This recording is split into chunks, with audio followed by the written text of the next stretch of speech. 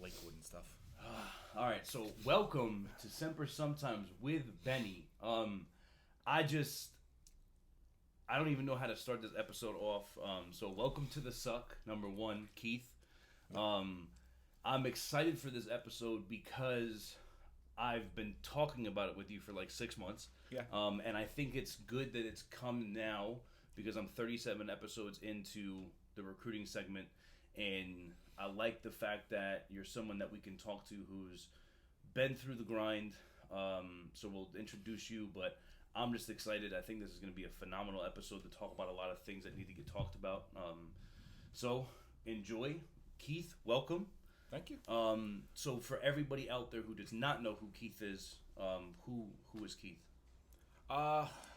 Retired Mass Sergeant.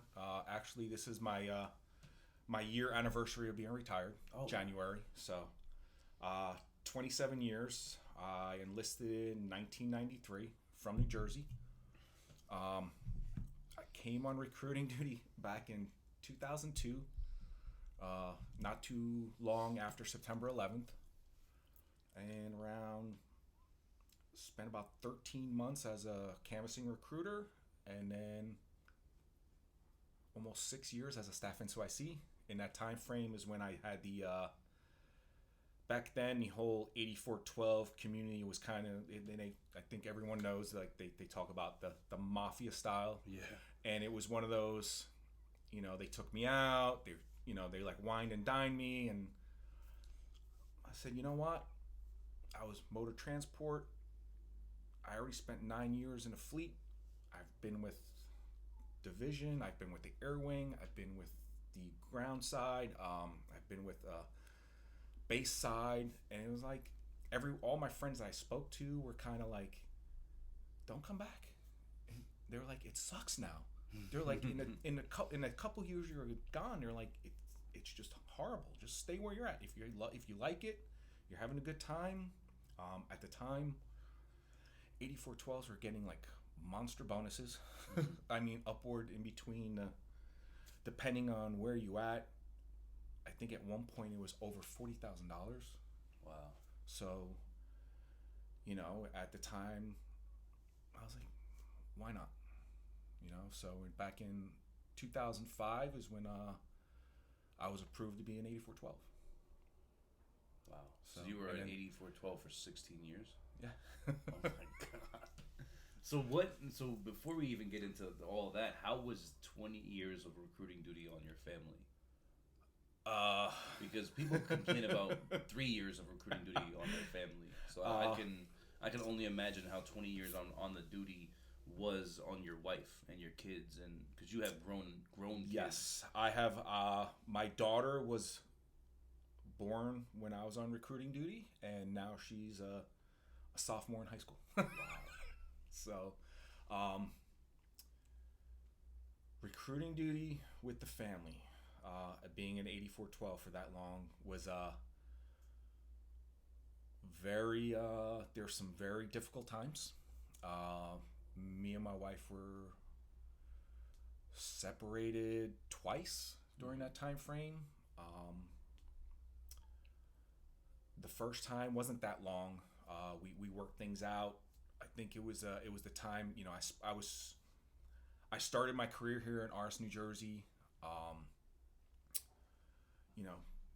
Was all the way up in northern Jersey, central Jersey, MEPS liaison in Brooklyn. I was all over the place, and it kind of took a toll. I think we were here for too long. I think I was here for like 7 years straight. And it was one of those, I think we just needed to move and get away from here, get away from family, get away from, the BS of just being in one place for too long. Yeah. And we worked things out. We were great.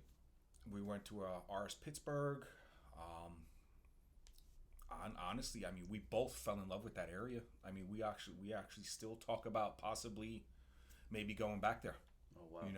Once our kids are done with school and everything, and do it that way. But I got the phone call after, spending, I think it was about five and a half years in RS Pittsburgh, and I got a phone call saying Jersey just lost a bunch of people, and they needed some people who knew the AO in the area to come back, be an ARI. I was like, okay. First talked to my wife, and I'm like, look, how are you with going back to Jersey? And now when I left New Jersey the first time, I had 1 kid. Now we're coming back with 3. So I think she was more happy that we were going to be able to come back, and she was going to be able to be near her family with the kids. Yeah. Came back, and it was kind of I was only here for a year and a half, and then I got pulled to the district training team, and I think that's where, right around the time frame, me and the wife got through the second separation, and that one was, I think we were separated for almost a year. I was living in some like crappy little 1-bedroom apartment, seeing my kids every other weekend, and one night a week I was able to see them. And it was just, I think I look back and I remember I had a conversation with a master gunny back when I first became an 8412. And he was like, he's like, you got to take a step back and kind of reevaluate. You know, you're in the office 24/7. You're 100% Marine Corps, and what's going on with your family? Yeah. You know, he's like, and same thing. You know, prior to going on recruiting duty, I was divorced. Same thing. You know, Master Gunny, I think he was on like his 3rd wife. Oh wow. You know, same thing. He had 20-something years on recruiting duty, and it was just he's like, you gotta take it the perspective of, yeah, this is, you know, your job, this is your life, the Marine Corps, but when you're done, is your family gonna be there at the end? Yeah. And it was like, when I went through that second separation, that conversation just was like replayed in my head on like a weekly basis. Yeah. And then the district CO was like, you know, there's an opportunity, I could get you back so you could be near your kids. He goes, I can't promise you an RI position, but I could promise you, you know, you'd be an ops chief again, but you'd be back in Jersey and you'd be near your kids. Yeah. You know, and then from there, if the opportunity arises to be an RI, we'll slide you in. Yeah. You know, and at the time I was like, that's all I cared about was coming back to be near my kids. You know, I was like, I don't care if I was a staff NCOIC again. Yeah. You know, I'm like, I don't care. I don't care. I'm a master sergeant. You could make me a freaking staff NCOIC again as long as I'm near my family again. And got me back.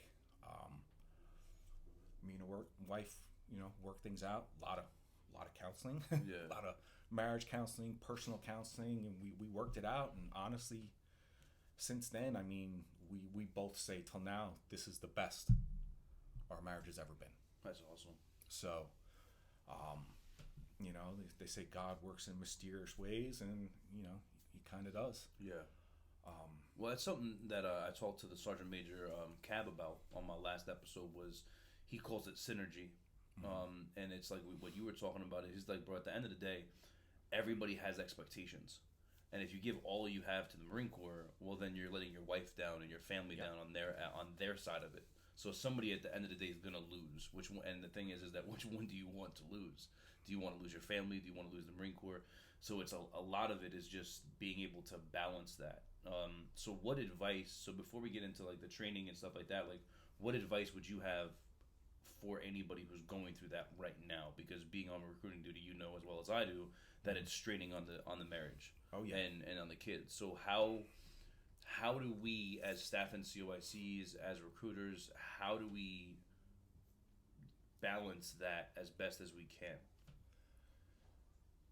It is extremely difficult. I mean, I can't lie. You know, in some cases it could be like a double-edged sword. You know, like do I take care of the Marines? Do I take care of the freaking job? You know, or there's certain times I'm gonna miss a lot of stuff with my family. Yeah. You know, I'm gonna miss kids. You know, like I pretty much missed my whole entire daughter's childhood. Yeah. She's in high school now. I was like, Jesus Christ! This past year, I'm like, fuck. My daughter's in high school. Yeah. She's going to college in 2 years. It's freaking insane. Yeah. And you don't really have a lot of memories because you were busy. No, yeah. I mean, she was, when she was born, I think the following week I was launched to freaking CRC. Wow. You know, I came back and I'm like, okay. And then from there, you're back in the grind. You're back in that grind every single day. So I think it's when you're with your family, you gotta, and it's so difficult. It's so hard to try and turn it off. Yeah. You know,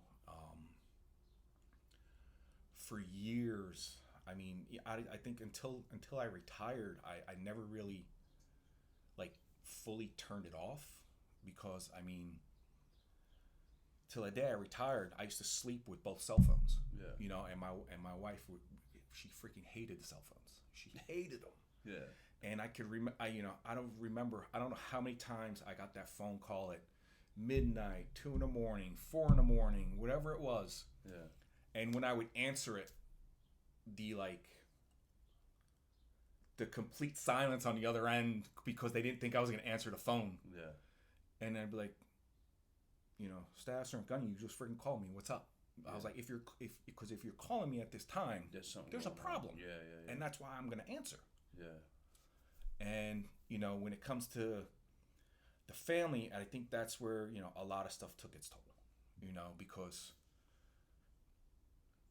I did. For years, I put the Marine Corps ahead of my family. Yeah. And it, you know, over the years, it did. It took a toll. Yeah. It took its toll.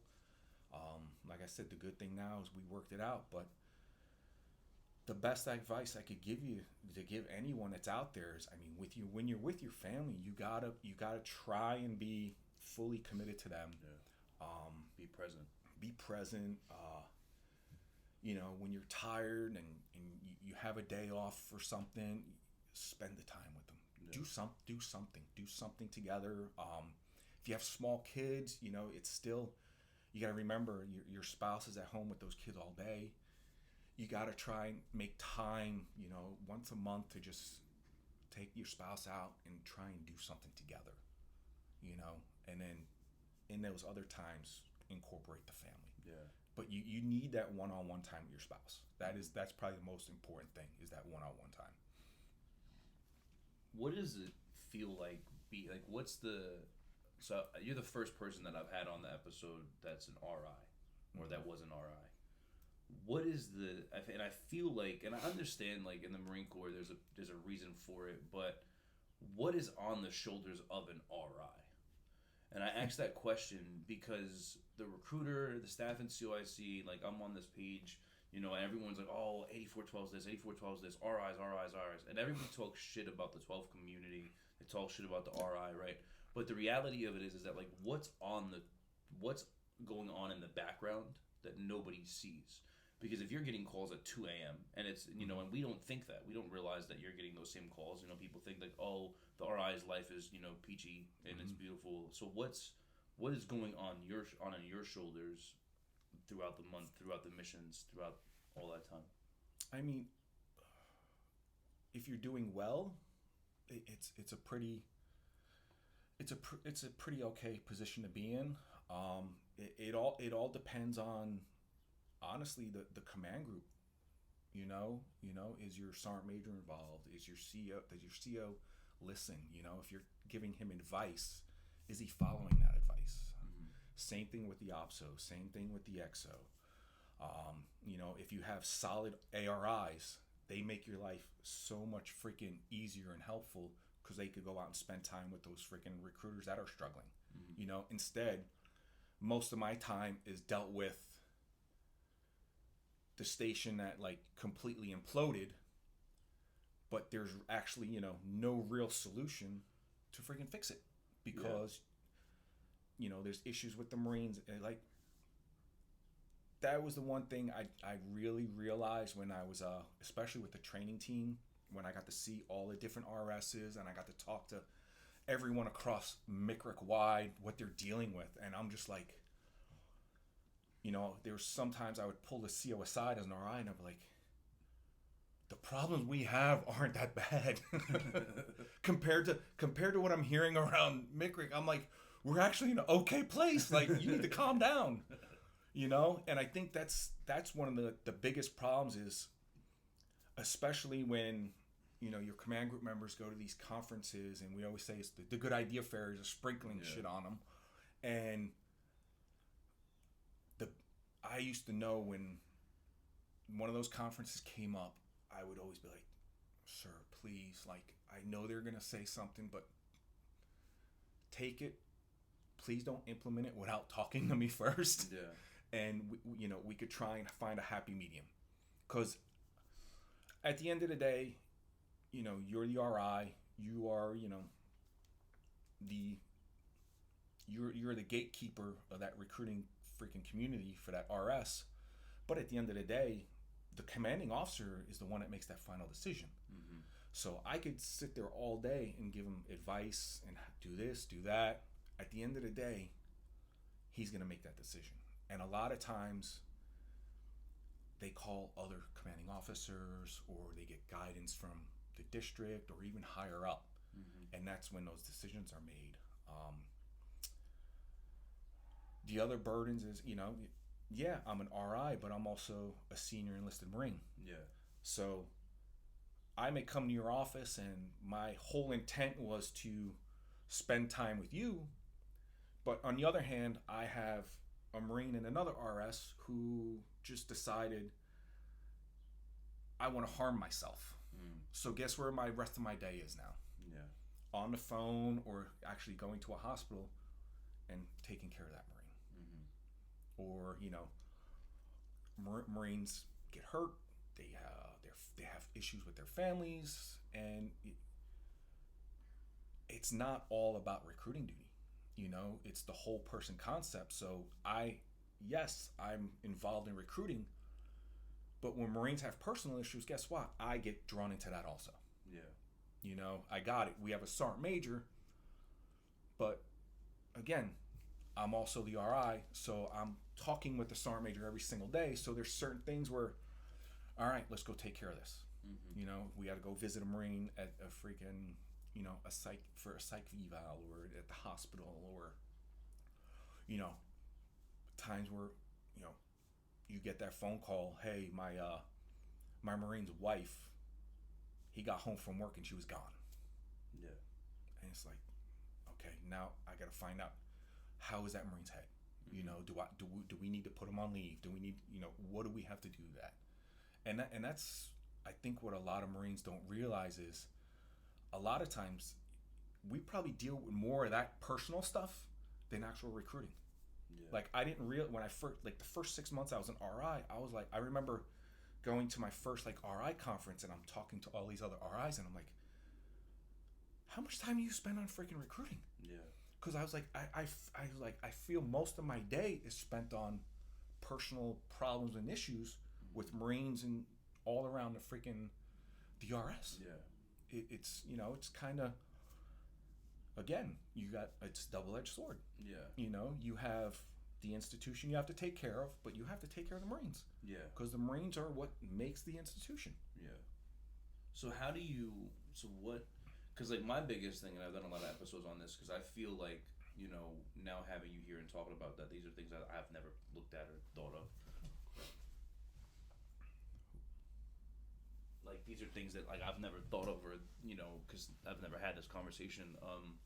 But how do we do a better job at the training aspect? Because, like, you and I both know, there's a lot of Marines who should be RFC'd that never get RFC'd. Mm-hmm. There's a lot of Marines who get through their 369 who should have never gotten certified. How do we do a better job at training? Because the thing is that everybody puts it on the 12. Mm-hmm. Everybody blames the 12. That's really what happens. Yeah. No, it's, you know what, it's... The 12's full. So how do we, as staff and COICs, train people better to ensure that these Marines are getting the training that they need? Like, what's the best case scenario here? How do we make it better for the Marines while still making sure that we're conducting the training that needs to be done on recruiting duty? I mean, that's a great question, and honestly, I think the biggest problem is normally the individual Marine, because a lot of them come out here and none of them go to recruiter school saying, "I'm raise my hand, I want to fail." They all will come out and they want to be successful. Amen. But when they check in and the realization hits them that this is a fucking tough duty. Yeah. And that's when a lot of mentally, a lot of them just give up on themselves. Yeah. And they freaking just punch out and quit. Yeah. And then it's almost physically it's almost impossible to try and train them, because mentally they're done. They don't want to do this. Yeah. So now you're fighting an uphill battle, because guess what? As an RI, if I have 90 Marines and an RS, half of them are that Marine. Yeah. And that's what I deal with on a daily basis. Yeah. You know, how do I get through to this guy? Not to mention, not only do I have to get through to that guy, but every RS has at least one or two of them, sometimes 3 or 4 of them. How do I do it? You know, do I punish them? Do I coddle them? It's everybody's different. Yeah. And that's the thing. Everyone is different. Everyone learns a certain way. Everyone has a different, mentality out here. And it's, if you just came out here and honestly for like the next 6 months just shut your brain off and just went out there and did it, you'd probably realize that it could be done. Yeah. You could be somewhat successful. Yeah. And you'd make it through the duty. Yeah. You know, it's they like I said, they come out and a lot of them just mentally quit within the first week or two of being out here. And that is the biggest problem. That is for me personally, my opinion, that's probably one of the biggest problems. 100%. But I also think it's a huge part of it is that I think we do it to ourselves, because from BRC you're told this is an individual duty. Mm-hmm. So I personally hate that term. I think that it's, I would say, because you're for the first time ever in the Marine Corps, you're being told, hey, I need you to go be an individual. This is an individual duty. And it's like, well, hold on a minute. I've been taught teamwork my whole entire career. And I think that's where they make the mistake. It's an independent duty where your independent actions will show your success. Yeah. But as an RSS, you have to be a freaking team. Because I'm going to tell you, especially when I walk into an RSS, within normally the first 10 to 15 minutes, I know if that's a good team or not. Just the way the Marines talk to each other, just the way they act.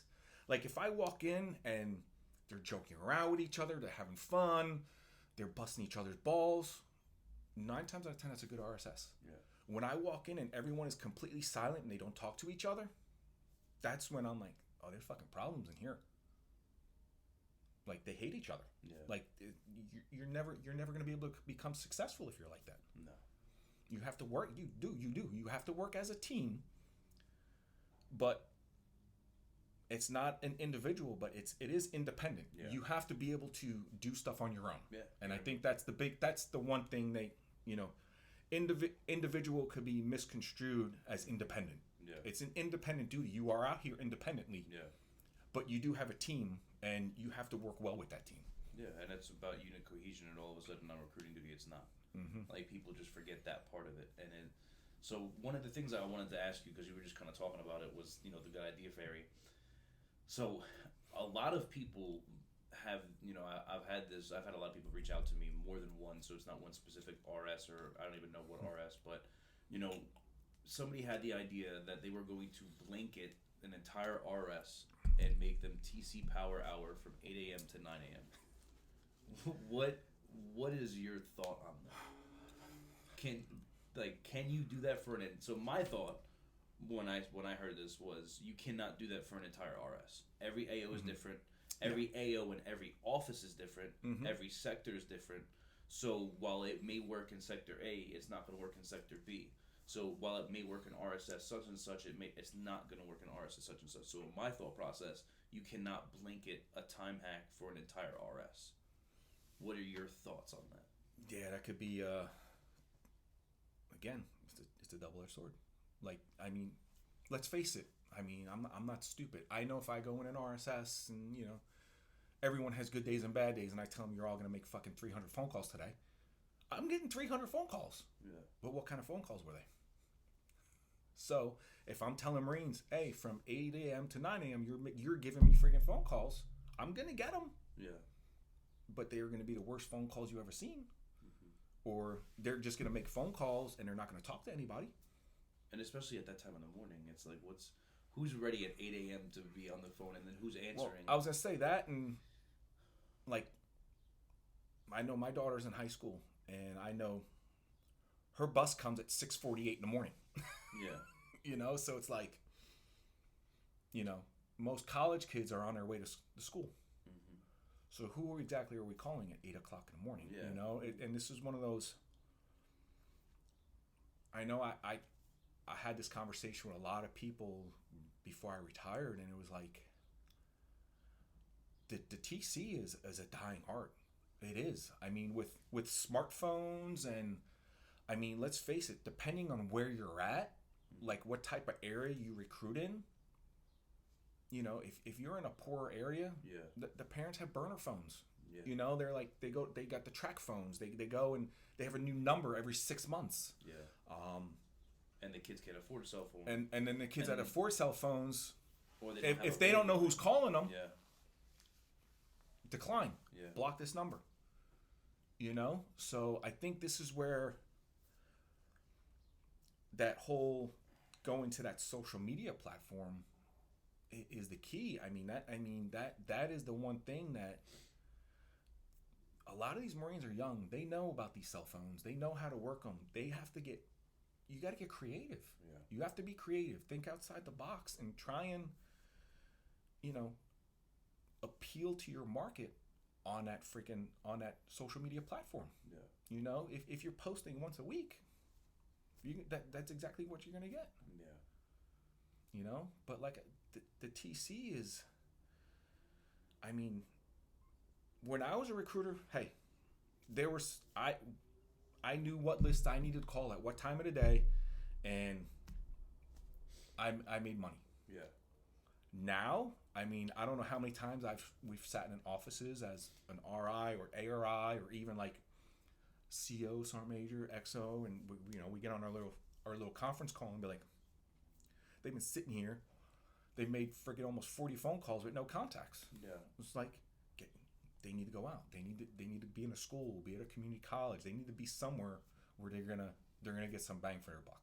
And that's the thing, though, is I feel like this becomes like a battle of the numbers, where it's Mm-hmm. like when you it's just because people, and that's the thing, is like TC's an art. Every one of them is, and the thing is that if you don't know how to do the art, you're gonna say it's trash. But realistically, if you knew how to actually operate it, you would know that it's good. Because TCs can still be good, but if you're not sending them downrange at the right time, well, then they're not going to be good. It's like 8 a.m.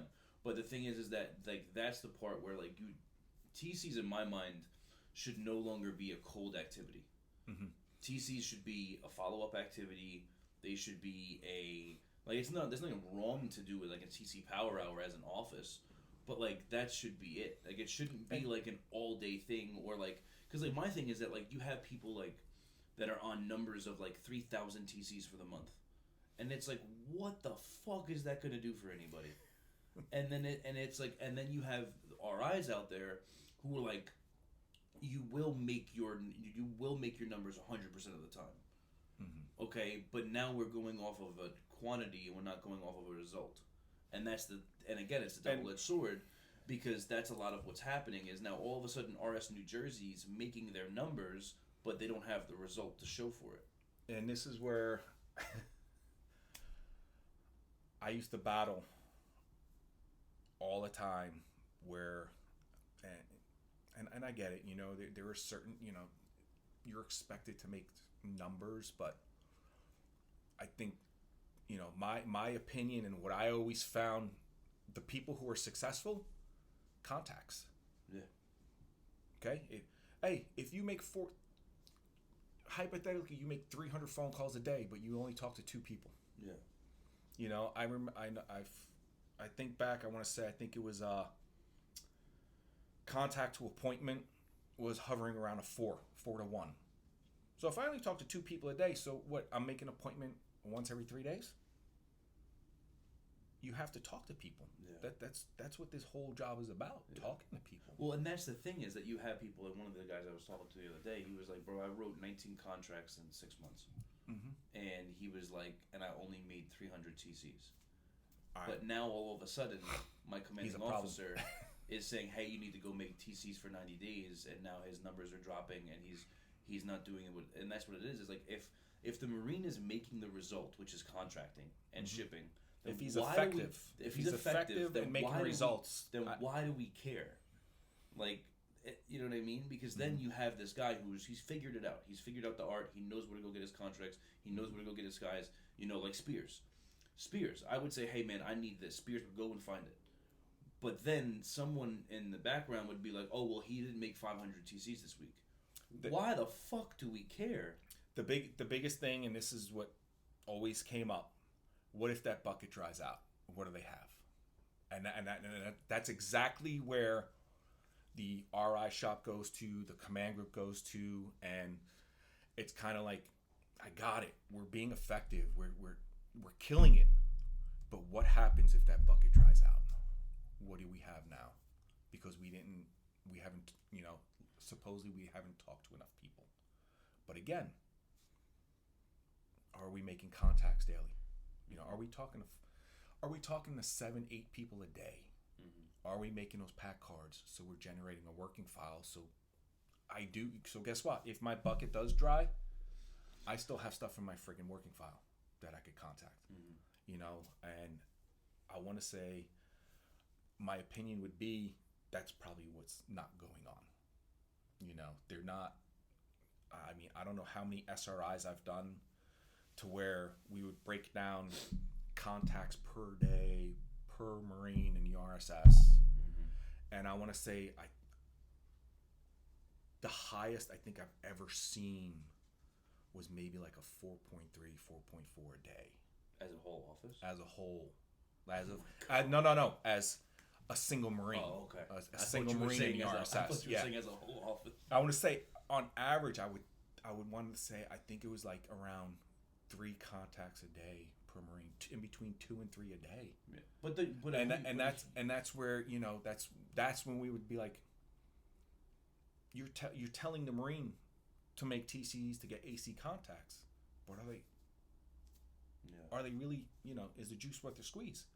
And then it's also no one uses the product effectively. Everyone hates McChris, but they don't use McChris effectively.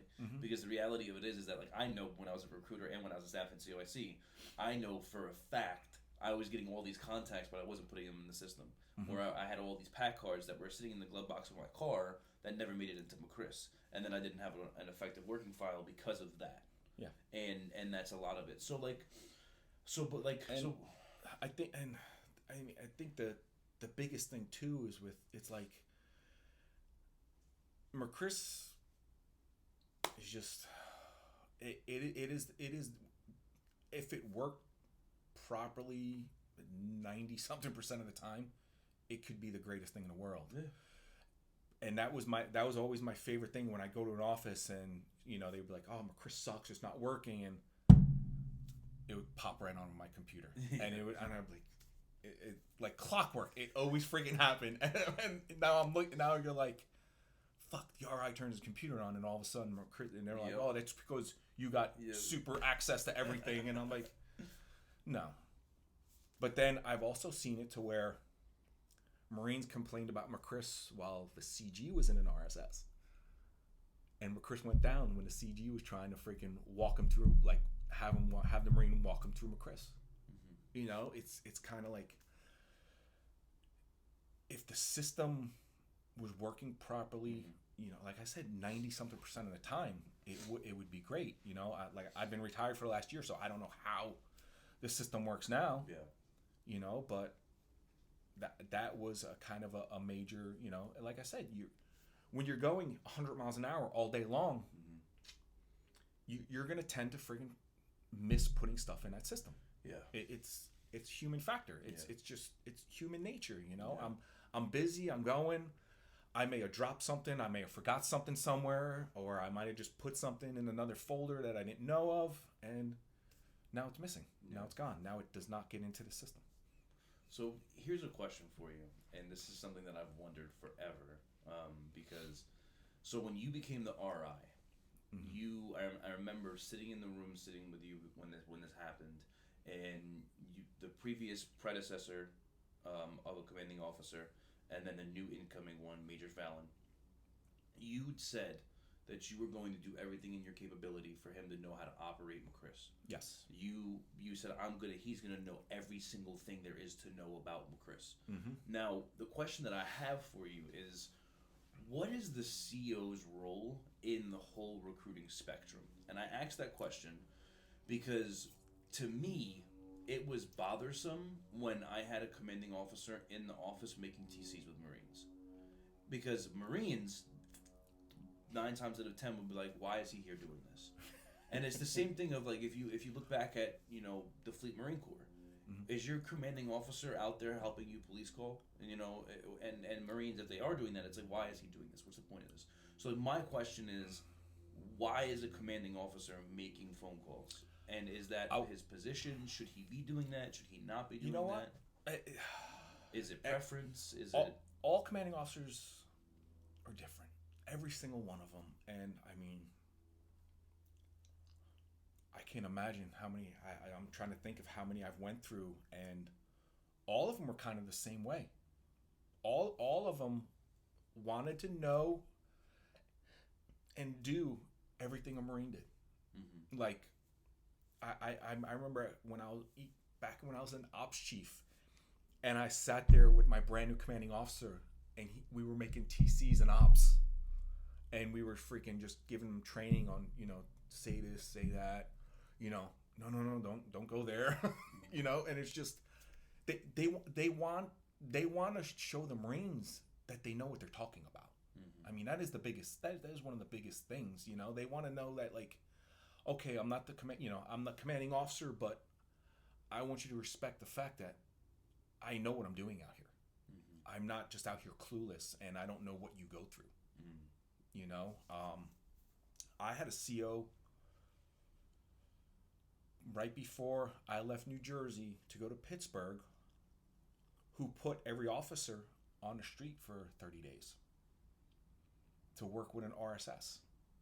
So they knew what the Marines went through on a daily basis. So when they called them and asked for, I need this report, I need that, they knew exactly what was going on during the day, where if it was late, it was okay. Mm-hmm. And I think, again, that's where, when the commanding officer comes out here, they're told they got to have their hands in everything. Mm-hmm. They're told this, that you got to understand all the different aspects of recruiting. And I guess, I would say that's why when they go to offices, sometimes they want to, like, all right, I'll make some TCs with you, because they want to show the Marines that I kind of do know what I kind of do know what I'm freaking talking about. Mm-hmm. And, I think the biggest thing is that it's probably an ego thing, that they want to set an appointment to show the Marines, look, I can do it. Yeah. Yeah. It's something, it's like I said, it's one of those, they want to be involved. Mm-hmm. It's the same thing when the COs come out here, they know they're coming into one of the hardest positions they're ever going to come into. Mm-hmm. And they know, like, having a successful tour and recruiting duty can make or break a career. Yeah. So they want to do everything possible to show that they know they understand it, they know what they're doing, and they're not BSing friggin' Marines when they go, like, I can make the TC and I could show you how it's done. I mean, I've seen commander officers go in and do career talks. Yeah. And I'll tell you what, some of them were freaking phenomenal. Yeah. Like, I'm like, holy shit. I'm like, you might want to ask him every time he comes to go to high school with you and do one of these. Mm-hmm.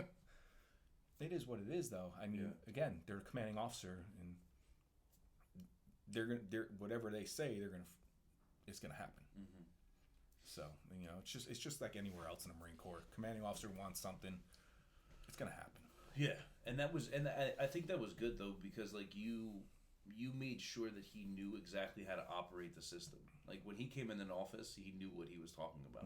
When he would tell you, hey, open that up, go to here, go to there, go to there.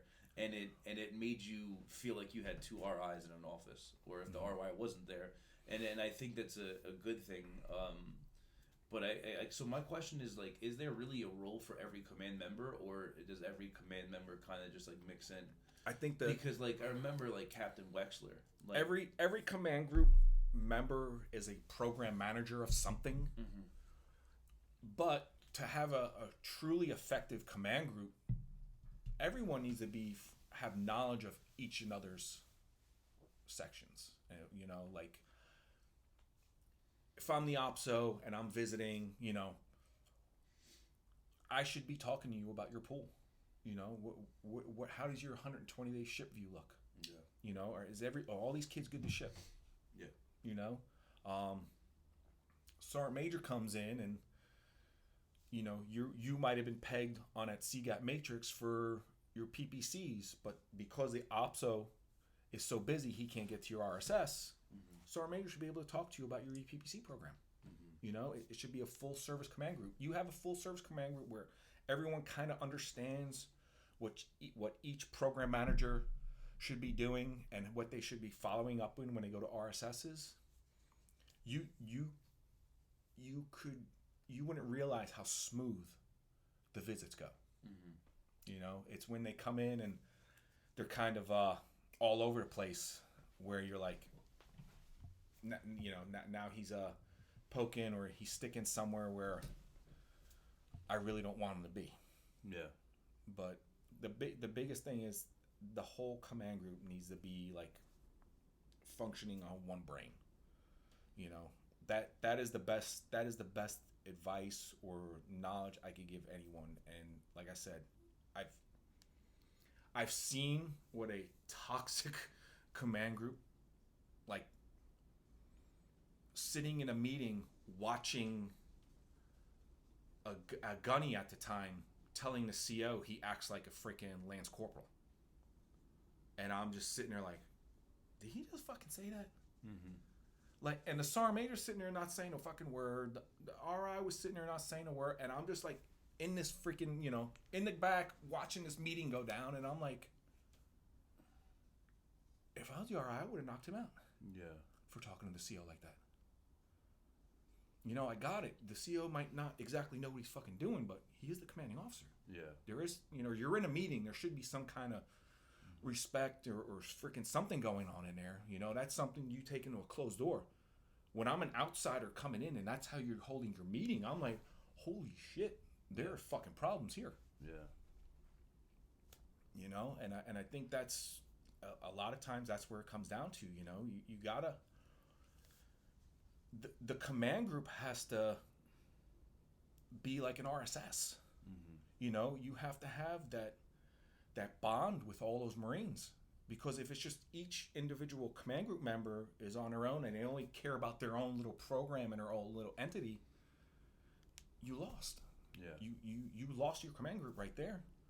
Yeah. And then that will sometimes suffer down to the RSSs. You know, the RSS is like, well, I see the CO and the XO don't get along, or I see the RI and the Sergeant Major don't get along, so why the fuck should I get along with anyone in this office? Yeah. Well, that's like that one time where we were all at all hands and this Master Gunny came walking in with two... Were you there? When the Master Gunny came walking in with 230 racks in the middle of the CO speaking, and he just dropped them on the table and took a beer out and started throwing them.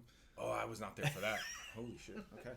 So I'm not going to say any names, but that was... The CO was in the middle of giving a speech. And the Master Gunny he went off to the PX, came back, it was like Stone Cold Steve Austin. He came walking through the middle, dropped both 30 packs, opened them in the middle of him speaking, took out each beer and just started tossing them, and then cracked it open and just started chugging it. It was like, what is this really happening right now? Like, it was, and exactly like you said, everyone's thoughts in their minds was like, what's going on? If the command element is like this, then the RS is then like, there's dysfunction. Yeah, the dysfunction is just crippling to everybody. It's just rolling downhill. Wow. And that's why I said it's important for that command group to basically share one mind. Everyone should be on the same wavelength. Everyone, I remember when Major Fallon came in, and I mean we were doing like command group PT. We were going out as a command group. There was something that hasn't been done in a while. I remember one of the biggest things the 8412s told me when I first took over was they haven't had an 8412 dinner in years, where just the 8412s went out with the CO and talked to the CO. So I tried to bring as much back as possible. We started the A gunner training back up. We were doing the sector trainings, which every time I went out and my ARIs went out with the Marines, they always said those sector trainings were the greatest things in the world. 100%. They said they got more. There was more knowledge passed at those 100%. Sector trainings. 100%, dude. All training year for the year. Hey man, that was the best thing that I guess that I would just say the best thing you ever did, in my eyes, because I saw you as an ARI and as RRI, and that was the best. Because at all hands, it's just there's too many people in one room. All hands can be difficult because one, there is specific training that has to get done. The yearly training and the MC3 modules. And I was just saying, and that's just from the Marine Corps recruiting side. Yeah. Now you also have the Marine Corps annual training that has to get done. Yeah. So when you're bringing the Marines in, and you only get to bring them in one day out of the month if you're lucky, or sometimes you got to skip a month, and then my biggest pet peeve always was, in the past I would go to these all hands, and these all hands would start at 7:30, 8 o'clock in the morning, and then go to freaking 1900, and then I'm like, Marines still have maybe anywhere from 2 to 5 hours to drive back to an RSS. Yeah. And it's like, what did we just do to these fucking guys? And then on top of that, it's like, what did we gain from it? We didn't gain anything. Yeah. So my whole intent when I took over was I wanted all hands to be quick, to the point, and get you guys out of there. Mm-hmm. And that was I was always in the back around at 14:30, 1500. I'd always be like this, spinning my friggin' hands, like, hey, these guys, they're done. Their brains are freaking fried. It was a long month. The month is over. We're done. Yeah. Get them the fuck out of here. Yeah. Let them recharge themselves. Let them go out, have a freaking group dinner, or get them home to their families. But they got to get the fuck out of here. Yeah. We can't be sitting on all hands from 8 o'clock in the morning till freaking 8 o'clock at night. Yeah. That does nothing to any Marine in that. And then no one wants to be there, and then every time exactly. every time it comes up, you're like, oh yes, another all hands, and then your mind shut off the moment you walk in. Mm-hmm. And that's why when you created that, it was awesome, because then eventually what I started doing was I was doing it on Friday. Every Friday I would call the next closest RSS mm-hmm. to me, and then we would get together, we would do lunch, and then we would do training, and that was the whole intent of that stuff. Yeah. Was to get you guys communicating with each other, because when I first was brought up as an 8412, normally probably every other week your Friday training was with your surrounding RSSs. You all met in one place, you did training, you broke bread, and then everyone went on their way. And like I said, it's kind of, again, you mentioned it earlier about it's supposed to be independent, mm-hmm. but somehow people are saying it's individual duty. So now nobody wants to do anything together. Yeah. But is it really like this just on the recruiting side? Because I have friends of mine who are first sergeant majors who are like, they stop by a barracks on a freaking Thursday or Friday night, and Marines are sitting in their rooms by themselves playing video games. Yeah. Like they don't even interact with each other out there. Yeah. So is it just, times have changed. People are different. People are, and now especially with freaking this COVID bullshit, people are freaking hermit crabs. Yeah. So who knows what's going to happen when this finally, the dust settles from this, how people are really going to be. Yeah. And that's the thing too with the whole unit cohesion thing is like I feel like there needs to be a lot more of things done together because most people, like I was on the duty with Chenkowski, and I only met Chenkowski like 3 or 4 times at MEPS, but we were on the duty together for 3 years, and then we became close friends after the duty, and now we talk all the time. But I feel like what you were doing with that training was you were putting Marines from all around the state together to train with each other, to match and mirror each other, to share ideas, to share things going on, and then that inevitably made the RS as a whole better, because RSS Monmouth doesn't care about RSS Clifton. RSS Clifton doesn't care about Monmouth. Oh, they missed, whatever, that's not my problem. Oh, they're gonna miss phase line. Oh, that's not my problem. And like maybe the staff NCOICs don't think that, but the recruiters think that. The recruiters are like, bro, I just care about my bubble. Yeah. They don't care about the state as a whole. And I think that with what you were doing with that training was it was creating unit cohesion again. Because that's what it needs to be. I want to say it was probably when I was a platoon sergeant and my best friend, we were both platoon sergeants in different motor pools. And, the both of us have about 7-8 years in the Marine Corps at the time. And one of those things we always promised each other was, when I become a staff NCO, I'm not going to be a retard. Or I'm not going to forget where I came from. Yeah. Because I know damn well when I was a Lance Corporal, I was rappelling off the rope in the fucking barracks, getting fucked up, doing dumb shit. Yeah. You got to remember, 18, 19, 20-year-old kids away from home, in like a dorm setting, stupid shit's going to happen. Yeah. Yeah. Same thing with that young sergeant comes out on recruiting duty, and again, they most of them don't want to be here, and I used to say it all the time when I was training, hey, my staff NCOIC pissed me off first thing in the morning. I park my gov around back and I take a nap for 2 hours before I start working. Yeah. Human nature. Yeah. It's human nature. You have to be respectful and mindful of the freaking person. And and honestly, it took me a long time to, I think probably until I had my kids is when I really started realizing that, because as a staff sergeant or a gunny, and my kids were small. I didn't give a fuck about family. Let's really be honest. Yeah. You don't. Until you actually have a family. Yeah. That's when you're like, fuck. Yeah. Was I really that fucked up to those Marines? Yeah. And I know guys right now that are master gunnies who I knew them when they were gunnies before they had kids, and they were fucking tyrants. They were like, I don't care your fucking grandmother died.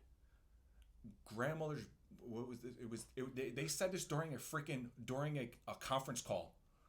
Grandmothers die and make cookies, and that's all they do. And I remember like the CO looked at him, and we're all looking around the table. The whole command group was like, what the fuck did he just say? And that was the freaking mentality. Yeah. And then now he has kids. He's hilarious. He's a completely different person. Yeah. He's like, when's the last time you had dinner with your wife? When you need to get the fuck out of here. Yeah. And it's human nature. Well, and that's and that's. And I'm glad you brought that up, because that was the topic of discussion today on the Marine Corps web recruiting page. As they were talking about how the Army just released that they're going to be giving like $50,000 bonuses to people to join the Army. And then somebody was like, oh, well, if the Marine Corps did that, we would destroy it. I was like, no, nothing would change. No, nothing would change. Because the problem is that if you look at the Army, they work 8 to 5 every day, Monday through Friday. They don't make mission. They don't work weekends. They still don't make mission. So it's like, it's the thing is that there's so many people that place the blame on everybody else, but they don't place the blame on themselves. And like with what you were just talking about, it's the human factor. And I think that if that alone changed, that would be why recruiting duty would be better off. Is there's so many people who forget that people have families, that people have children. And it's like, hey man, listen, just make my number and you can go home. Okay, well I made your number, but I'm still here. Yeah. And that was the thing that I always appreciated about you was, you were the person who, like, this conversation we're having right now, I could have had with you when you were my RI. You haven't changed. No. Because the thing is that you actually, when you came in an office, you'd sit down and you would say, hey, man, how is the family? Hey, man, what's going on? You'd talk to the recruiters to the left and right. If somebody called you at 1 a.m., like I know I have, and you're like, yes, Bennett, you know, you answered the phone. If I had a question, if I had something going on, you were the person who answered the phone. You were also the same person who called us to say, hey, man, how is everything going? Because you knew you were looking at the numbers, and you, instead of calling us to chew our ass for missing phase line, you were like, hey, man, I noticed you're about to miss phase line. What the fuck is going on? And then you'd ask, hey, how can I help you? What can we do as a command to help you not miss phase line? And I think that there's so much that people forget about, like you said, being that recruiter. Because if you're an RI, well, you had to have at some point been a recruiter. And I think that people forget that part of it. And it's like they forget about the shit that they went through. They forget about the families that they lost, or they forget about the divorces that they've gone through, or the children that they've lost. And it's just...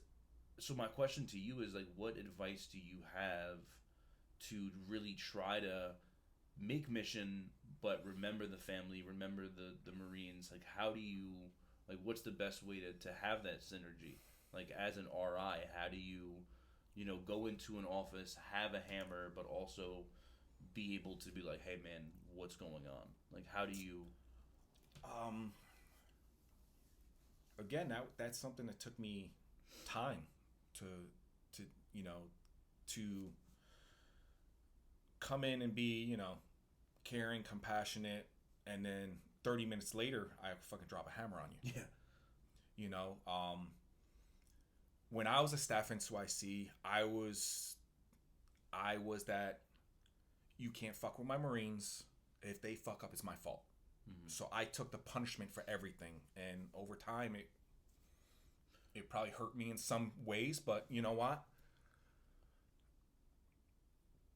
Probably my most proudest accomplishment on recruiting duty was, as a staff NCOIC, all my Marines left the duty successful.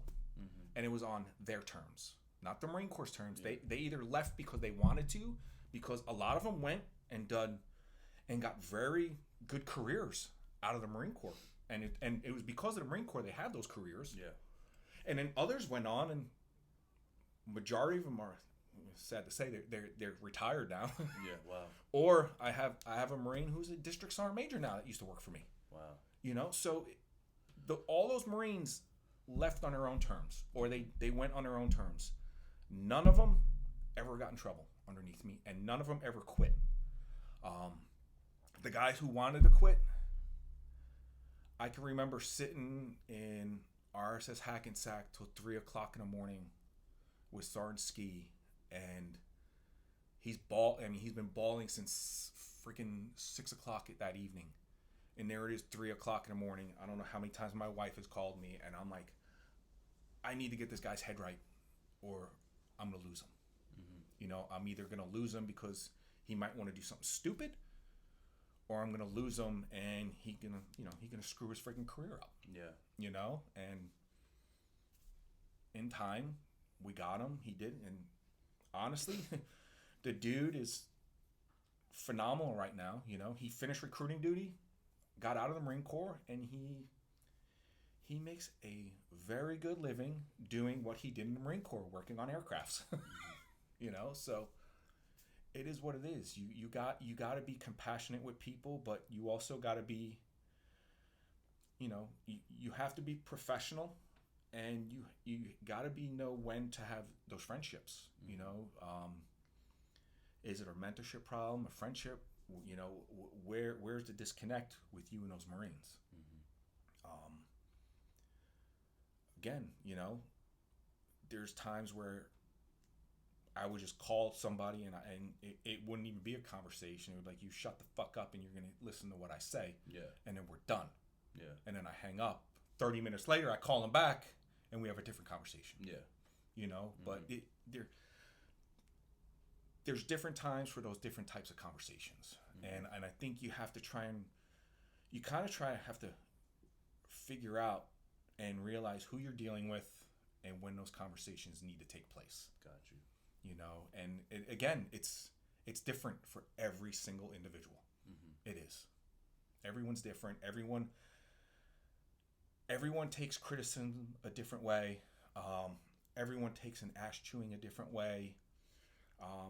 And everyone takes accolades a different way. So, it's like, so I need to really know my Marines, and I got to try and get through to them. I think that's the biggest part is you got to know the Marines. Know how they react. Know, do they react well under pressure, or when they're under pressure, do I have to ease up off of them? Because if I apply more pressure to them, they're gonna fuck everything up. Yeah. So, like I said, it's a delicate balancing act. And I said, you gotta sometimes. You do have to give the Marine enough rope to maybe hang themselves every once in a while. Yeah. For them, in order for them to freaking really get what's going on. Gotcha.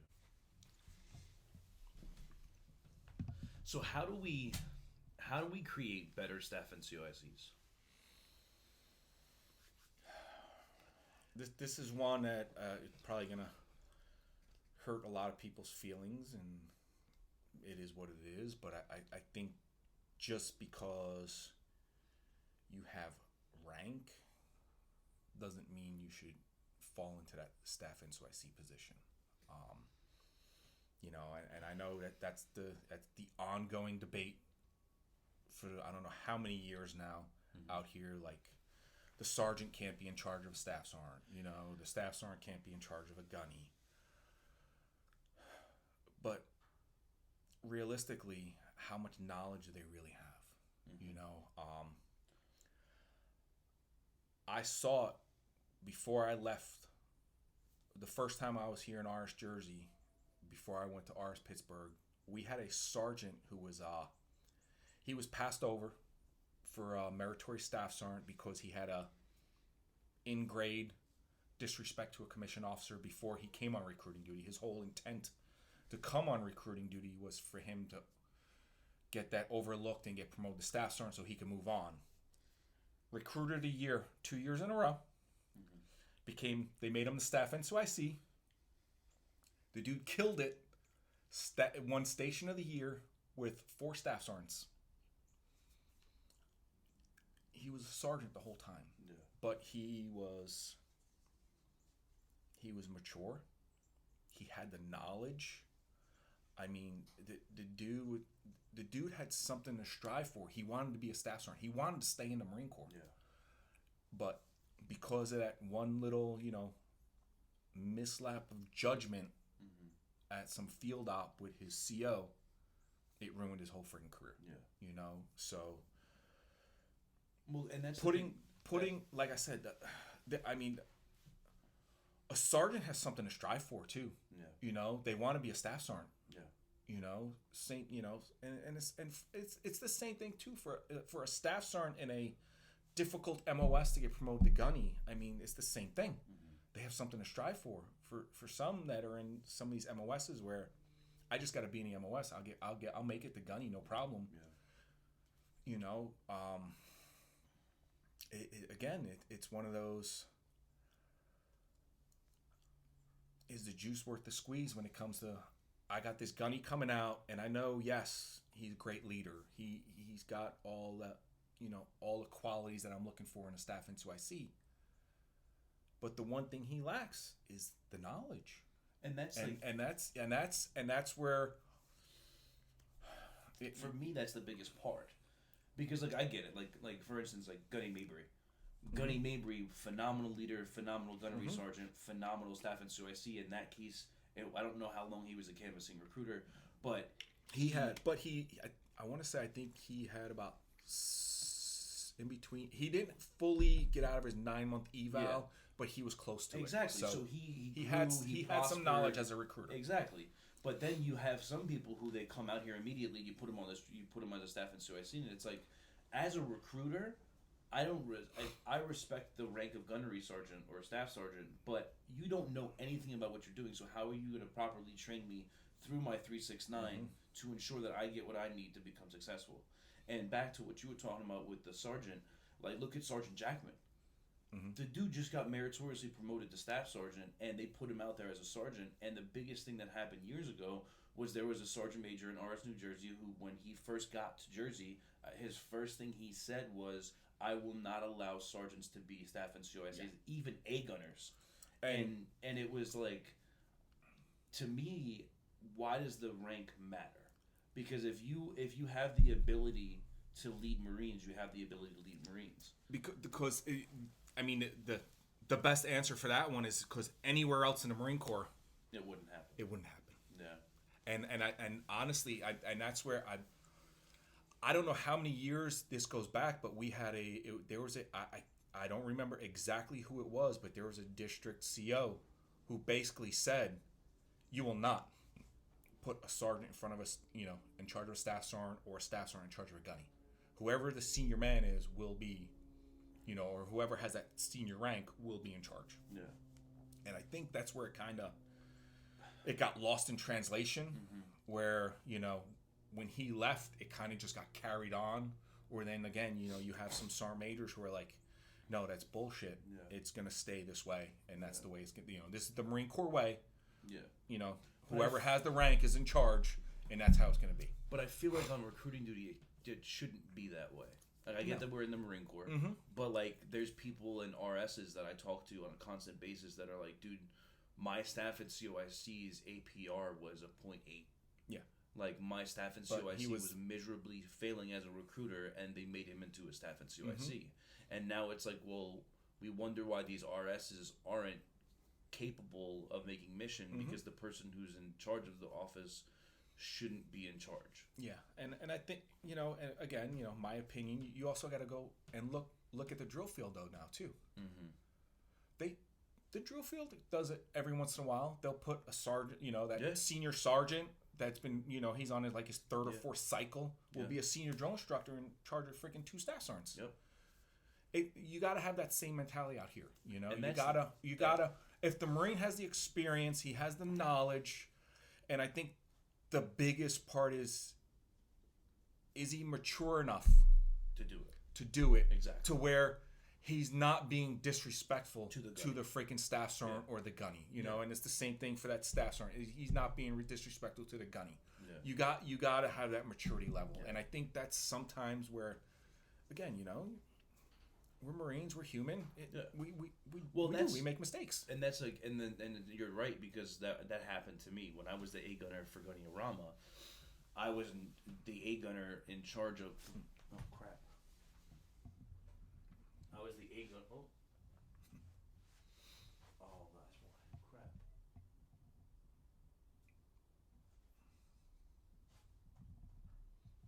I was the A gunner, and Gunny Griffin was a recruiter.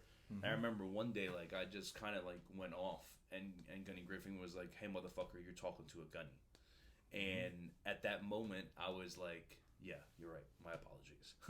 and that's the thing though, is that like look at, like, perfect example is Jackman. He went out there, RSSAC was failing, plummeting, which is a phenomenal RS. So RSS, which is the question, is like, how the hell could that RSS ever have been plummeting? But he went there, and that first month he was there, made mission, and then continued on to do so. But it's, I feel like, and that's the thing with it, is I feel like there's a disservice done when picking a staff in COIC. But then it's like, how do you as an RI decide, like, what was in your head when you decided to make people staff in COIC? What was your... It's...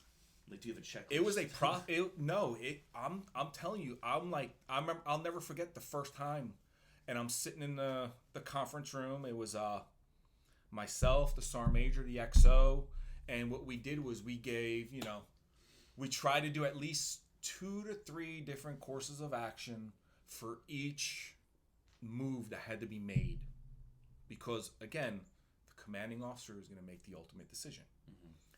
But now you got to look at, how much time do they have left on the duty? Do they have a family to where, maybe the wife has a freaking job and the kids are in maybe like a private school or something. Like, you have to look at the overall concept, and sometimes PCA, PCSs, and it gets frustrating because now you're like, shit, you know, we only have one PCS left this year, and it's got to be, you know, we already have that one figured out for later on. So now I got to look at the surrounding RSSs in that AO where it's going to be a PCA. Who fits the bill to go in that spot? Mm-hmm. And who has, and again, the probably one most important is who has enough time. Because if they have less than a year, it's useless moving them in there because now you're just putting a Band-Aid on something and it's going to have to get peeled off and friggin' done again. Mm-hmm. So that was one of the things that honestly, the personnel is that meeting was one of the, I freaking hated that freaking meeting because I remember sitting in that conference room the first time we ever did it. I think we sat in there for 6 hours. Oh my God. For like 5 personnel moves. But it was just so difficult to figure out who and what needed to go where. Mm-hmm. Because now, and also you got personalities, freaking backgrounds. Like, we really dove in to try to, you know, we're trying to put the best person in that place. Mm-hmm. And then your commanding officer could come in here and he could say, I think that Marine is lacking these qualities. Mm-hmm. And I want this one in there. So it's like, we just did this, you know, and I mean, I think towards the end, I mean, we were doing like 2 day, like we would spend like 2 or 3 hours with just, you know, XO, RI, ARI, like we bring the ops chief in. We were trying to bring all the different command group members before we brought the CO in to try and figure out, is this the best of the best for this area or for this thing? And sometimes it's kind of like, these are the straws I have to choose from, and it's kind of like we're gonna get stuck with what we get. Yeah, you know, and that's I think one of the hardest parts. Mm-hmm. Because now you're like, but if I move this guy here, we move this guy here, now we just drained an RSS of all his experience. You know, or this RSS just had, you know, 2 new guys check in. If we pull this one guy out, we could damage this RSS. Like, this RSS could take the whole RS down. Yeah. Well, that's like what happened with me and Rama, because it was like, and I never understood it. Mm-hmm. Was Major Sharber walked into the office and was like, "Hey, you're going to Middlesex," and then it was the beginning of May. Mm-hmm. And I was like, wait, why am I going to Middlesex to just become a staff NCOIC? Like, why would I leave here to go there for 2 months and that was the thing, because then as soon as I left and Gunny Rama left, Monmouth plummeted. Like, me and Gunny Rama have this conversation all the time, because we were at number 2 in the state when me and him left. And then they went to number 14 in the state. Mm-hmm. So, like, the whole entire RS. And then like, that was like when, you know, I ended up becoming the staff NCOIC of RSS Monmouth. I remember I called you and I was like, hey, do you think this can happen? And you were like, probably not. You're not in 8412. It's not. And then that was Major Fallon's thing. He was like, it's not going to happen. And then all of a sudden, a week later, he was like, hey, you're going to be the staff NCOIC of Monmouth today. And I was like, wait, what? Like, it again, was... Yeah, like I said, it's, you know, I don't know how many times we like I said, we thought we slapped the table on personnel moves, and then the next morning we come in and it'd be like, I thought about it all night, and no, this is what I came up with. And then you were like, fuck, all right, we got to sit through this all over again, and just to make sure we crossed all the T's, dotted all the I's, and make sure it makes sense. Yeah, and then that's the thing too, is that there's things that happen that you can't account for, like somebody having a DUI that nobody knows about, and then all of a sudden, boom, this happens, and now I got to go create a staff NCOIC overnight because this guy's in jail. Yeah, and no, it is. I mean, I'll never forget. I was at RI, and I got that phone call at 4:00 in the morning from the Sergeant Major, and he's like, hey, I know you live in that area. Your staff NCOIC is at the police station. He got a DUI, so I need you to kind of snatch him up on the way to work. And I'm like, you serious? And I'm like, all right, now I need to find another staff NCOIC. Yeah. You know, it's like dumb things like when dumb things like that happen, it kind of screws you. Or you get the phone call from a police department saying, hey, we got inappropriate text messages or inappropriate phone calls from an individual, and that's my staff NCOIC. Like, are you fucking serious right now? I think that's all the other stuff that we don't account for. Yeah, we account for the individual, PCSing. We account for the dude, getting out of the Marine Corps, retiring, whatever it is. But the people who get in trouble or do something stupid, we kind of, we understand it's going to happen. We know it's going to happen. But that's the worst. But you kind of just don't know when it's going to happen, and you never know who it's going to happen. Exactly, and that's the other thing. It's always the guy you're like, no way. I was gonna say yes. I would say 99.9% of the time, it is the guy that you're just like, whose name did you just say? And you're just like, and now you're just trying to put the pieces together in your head, and you're like, I did not see that one coming. Yeah, I did not see that one coming. And then. Every once in a while, you do have that one that checks in, and you're just like, if this dude makes it off at 3 years, wow, because he's just that arrogance and that whole demeanor where he's probably gonna get in trouble out here, and that's the one you even pull him aside and talk to him and like explain to him, these are the things that can happen to you if you do something stupid. Mm-hmm. So, do you think there's a better way at the selection of the recruiting process? Like, is there a better way to get the right people out on the duty? And I get that as Marines, every Marine should be the right person to be on the duty. But what I mean by that is that there's a lot of people that and I understand that the duty's for growth. I understand that the duty's there to help mature you and stuff like that. I get that. But I feel like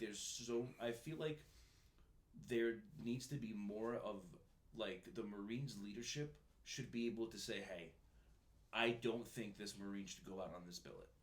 Because I feel like there's so many people who should have never been out here to begin with. Well, that's the problem. Those commands have no problem.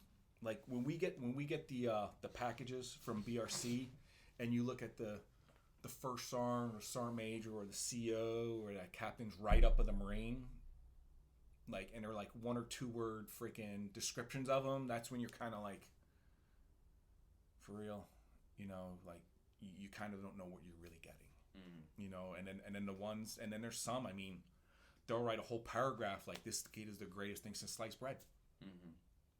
And then you're like, okay, I think we might have, someone who has potential, who could do great things out here. You never know what you're going to get. That's the thing. You never know what you're going to get. You could get my favorite is, everyone used to call it the curse. Like, the guy who freaking graduated #1 at recruiter school. And then they come out and they struggle. Yeah. And then you got the kid who, lucky he made it through recruiter school, and he's freaking phenomenal because he's charismatic and he's freaking, he's just that person that everyone freaking is attracted to. It's again, you never know what you're gonna get. You never know, and that's I think that's one of the hardest things out here is when you get that new PAR class coming in, and you sit there and you're going through the introductions and you're going through all the different briefs with them, and you're just looking around a room and you're like, which one of these kids is going to get in trouble? That's one of the things that's going through my mind is, which one is going to be a staff NCOIC a year from now? Which one's going to get in trouble, and which one is going to, like, struggle, because you just don't know. Yeah. You just don't know, and you could be sitting there, and at the end of the week, you kind of do get an idea who's gonna be good and who's gonna struggle. You really do. And that 1 week apart, you could normally tell he's not gonna have problems. That one might have some issues, and that's why at the end of PAR, you'll get those one-on-one phone calls like, hey, this is what we saw in PAR. This is where you might want to start working right now as soon as he gets in. So there really is no way of bettering it. Because like it's No, like, it's yeah, like look at Durkee. Yeah, it's like Durkee was not good, and then he became a phenomenal recruiter by the end of it, and ended up writing like 6 or 7 bats. Like, well, it was struggling. It was that before I left for Pittsburgh, the one dude who got in trouble with like the prostitute and everything, and he was like the recruit. Bro, he was like the recruit of the year. Yeah. Dude, I will never understand how that happened. That dude was up there every single month, month. But recruiter of the quarter, recruiter of the district. What you guys don't know is the first year, you don't want to know how many times when I was an ARI, and I think Diaz was an ARI, how much time we spent with him. Because that's how bad he was struggling. Like I said, you never know what you're going to get. Yeah. And then, again, you never know when it clicks. It clicks in her head, and like, if I do this every single day, or I go about this certain times of the day, it's gonna happen for me. Yeah. And then that light comes on, and their freaking wheels turning, and they just go burning, and that's it. They're off. They're off to the races. And then, but that was the thing with him, was he was off to the races, but then all of a sudden he gets in trouble for like a prostitution sting, and it's like, wait, what the fuck? Exactly. And again, you never would have. You would never guess that was gonna freaking happen. Yeah. And that's one of the weirdest things about this duty is, I mean, like, some of the shit that goes on out here, you're just like the day I say I think I heard everything, a month or two later someone tops it, and it's like, wow. What's the craziest thing that you've ever seen in your 20 years of being on recruiting duty?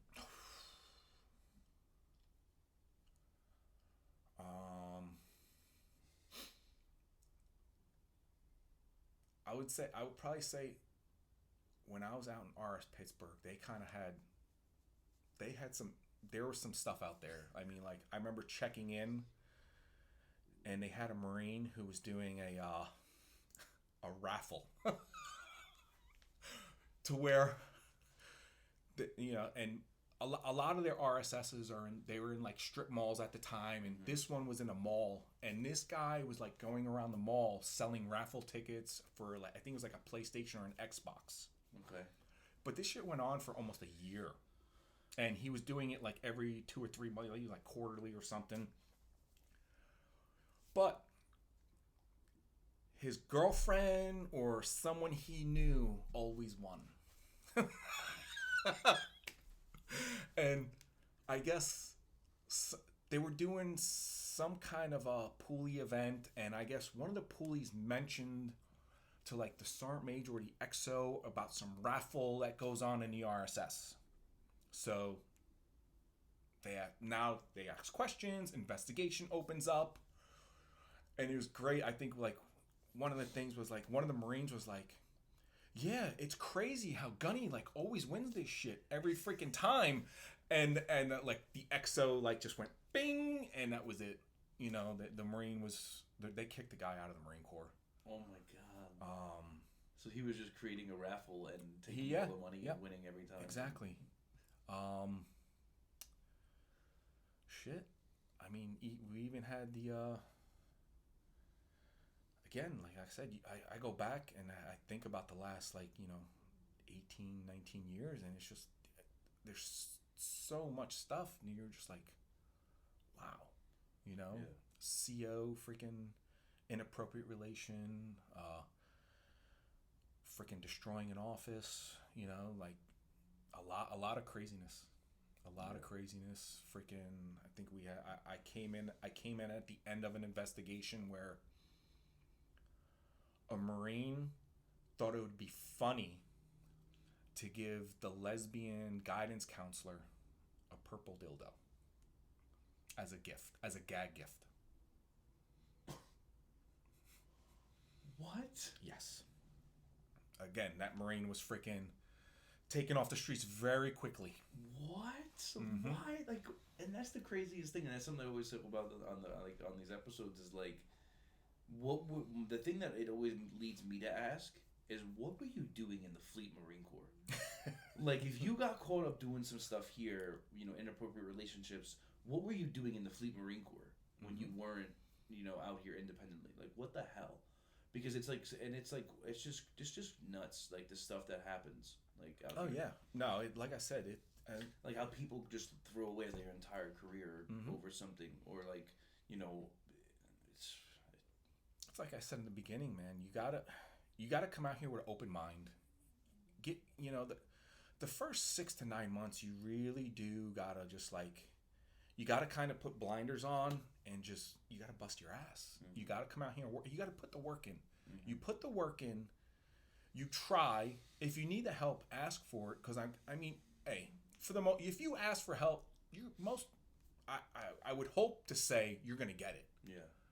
I feel like that's true. I think a lot of people just don't ask. Yeah. I feel like a lot of Marines don't say, "Hey, I fucking suck at this. I need this." Yeah. And clearly, like, it is the job of the 8412 and the ARI and the staff and SNCOICs to see these things. But at the same time, like, you can't be in every RSS. No. So if somebody's not asking for the help to be criticized, to be developed, then it's like, okay, well, I'm not noticing you because I'm noticing this guy. Mm-hmm. Yeah, it's like I said, it's just like everything else, I think we said it before, you could have 48 other RIs sitting in this chair right now, and this conversation that we had would be completely different with every single one of them. Yeah. Because, again, everyone is human. Everyone has their perception and of how things should be ran, but you also have to go by, the doctrine and the volumes and do it a certain way. There's certain things that have to get done. But, again, everyone is going to do it differently. Yeah. It's just like, it's funny. I would say that the best scenario for that would be like MEPCOM. And this was one thing I learned when I was definitely on the training team and all my different moves around the district was MEPCOM has an order, but every MEPS has different fucking rules and regulations.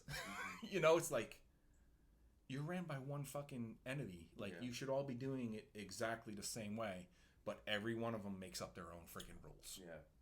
It's like, come on, like let's figure this out, and then we can move on with easier stuff.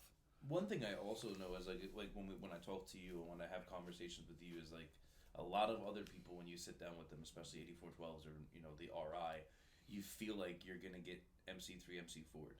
Like there's certain people you sit down with and you're like, all right, where do you want this conversation to end? Yeah. And that's a lot of what a lot of people hate about it is that like instead of having genuine conversations with people, it's like okay, this is a sale and you have an end goal, and me and you can't just have a normal conversation because you have an end goal of where you want this to end. Yeah. But with you, I've never felt that way. Like I feel like you just naturally talk to people. Like you have the skills to do MC3, MC4, but you just don't use those. Yeah, there's a time to use it, and there's a time not to. Again, over time and over trial, tribulations, freaking mistakes, and everything else, you learn you need to communicate with people differently. If I have Marines and I know they're out here and I know they're miserable, I know they don't want to fucking be here, I'm not going to try an MC3 or MC4 them because they know exactly what I'm trying to freaking do to them. So I'm going to just talk to them like a freaking normal person and just try and get a buy-in from them that way. And then it's either going to work or not. And then again, that's when do I have a coaching counseling conversation, or now do I have to freaking drop a hammer and be a freaking asshole? That's where you're going to go from there. Yeah. But again, it's different with every individual, and that's what makes this duty, special in a way to where everyone is different. No two people are the same. No two people came from the same exact background. Everyone was raised or brought up a different way. Everyone learns a different way, and every AO is different. Every AO is different. Yeah, and not to mention, every AO is different, but you could cross a street in a sector and the AO is different. Yeah. Up in what's it called? That Montclair area. You could be in East Orange, straight up hood, and then cross the street into West Orange and have $1 million home in front of you. It's two different types of recruiting. You know, there's two different types of individuals you're trying to recruit. And I think that's one of the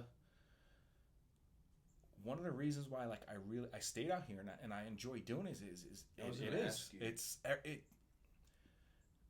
I got it, you know. Every day seems like the old school, you know, and then, I'll really show my age here that I don't even know if anyone's even seen this commercial. Time to make the donuts, the old school Dunkin' Donuts commercial. The dude came out and time to make the donuts, and it was like the same routine every single morning. Out here, you kind of have that mentality. It's the same routine every morning, but it could change on your way to work. You could get a phone call that were like, yeah, I talked to my mom and dad last night and I'm joining. Can you come over and freaking get this PC? Or, you know, something happened and... Or you're on the way to MEPS with a kid and the kid's yep, like, I'm not doing this. Or you're on the way to MEPS and the kid's like, yeah, when you dropped me off last night, I smoked pot. Yeah. You know, it's like... It could change at the drop of a dime out here. You know, every day can be different. Why did you stay so long? Like, why? Because you did 27 years? Yeah, I did 27. So why did you do 7 extra years? I asked that question myself now every day for the last year since I've been retired. But honestly, I actually enjoyed it. You know, it's like I said, every day was different. You know, I knew I was going to work. I knew I was going to different RSSs. I was working with Marines, but I knew every day could be different. Every day was different. Every day was a new obstacle or challenge or a new success. You know, it was always different, and it was fun. I had fun doing it. You know, that's why I get so mad at people. Like when people tell me that they hate this duty, I'm like, I don't know how. Like I don't know how you don't have fun. Yep. And on this duty. And I think my favorite thing over the years was the whole you know, you dupe kids or you do used car you're a used car salesman, whatever they want to say. I don't fucking care, you know. Yeah. I'm not in no more. I really don't give a shit. Yeah. But honestly, and I probably said this like the last 7 or 8 years I was on the duty, like if you lie to a kid, you're the stupid one. You're fucking dumb. Because all that kid's got to do is go on his phone, and while he's talking to you, he could be like this and be like, "That's not true. That's not what I'm on the Marine Corps website, and it says this." Yeah. Like, I'm just like, yeah. There's no, like, I got it. You can maybe tell stories and you know fluff shit, but to outright lie to a kid, you got to be insane because it. You know, if the kid is somewhat intelligent or his parents are going to ask the question like why, all they got to do is research. You do the research, and like I said, the research takes 2 seconds. Yeah. You know, so again, it's, you know, you come out here again when you first come out here, you don't come out here saying you want to fail. You come out here saying you want to be successful. You're going to freaking try. You're going to do this. But then once you check in, it's like all that excitement and everything else before you got checked in just went out the fucking drain. You know? Yeah, and a lot of it too. Or you had conversations with people who struggled out here, or didn't have a good time. Yep. And you're basing your freaking next 3 years on what they did on this freaking duty. Yeah. You know, and because Or you walk into an office and you have a senior A gunner who's like, bro, this is the worst thing ever. You're going to hate your life for the next 3 years. And then immediately you're like, you fall into the trap of that. Mm-hmm. And then you listen to that. And then you don't move forward. And that's the biggest thing. And that I keep trying to ask people when I come. Like I ask Ramos the same thing. I ask, you know, everybody every time they come on the show. I ask them, hey, what did you hear about Marine Corps recruiting duty before you got out there? Mm-hmm. And no one ever shares good stories. Yeah. No one's ever like, oh, it's the best time ever. It's immediately, it was horrible. It was negative. It was this. Mm-hmm. It was that. And it's like that because you're allowing it to be like that. Yeah. Like you're allowing yourself to be negative every single day. Let's put it this way. Before I came out of recruiting duty, I spent, almost 9 years in the fleet. And again, I was with the Air Wing. I was with the freaking division. I was with the back then it was FSSG, was MLG now, and I was with a base entity. All of those units, guess what? Half of them fucking sucked. And honestly, it was because of the leadership that was there. The other ones were fucking, your last unit's always the best unit. Yeah. Exactly. And that's one of the scary things is you don't know what you're coming into. You have to come in with an open mind, and you have to actually try. Because I guarantee because I was motor T, so this is the analogy I'll use. When you checked into your motor pool, you were given that freaking TM manual and told to freaking PM a vehicle. And for that first time you did it, there was probably someone there helping you. But after that, you were on your own. Yeah.